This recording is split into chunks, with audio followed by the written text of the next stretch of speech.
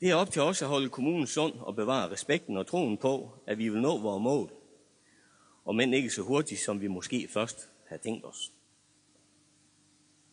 Hvis I vælger mig som borgmesterkandidat, og jeg bliver borgmester, så får I en borgmester, som på den korte bane vil sikre en sund kommunal drift, men som på den lange bane har visioner for hele kommunens udvikling.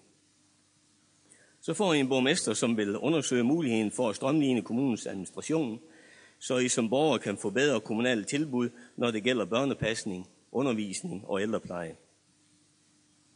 Så får I en borgmester, som vil sikre erhvervslivet og de primære erhverv gode vilkår, for vi får kun en stærk kommune, hvis vi har stærke erhverv.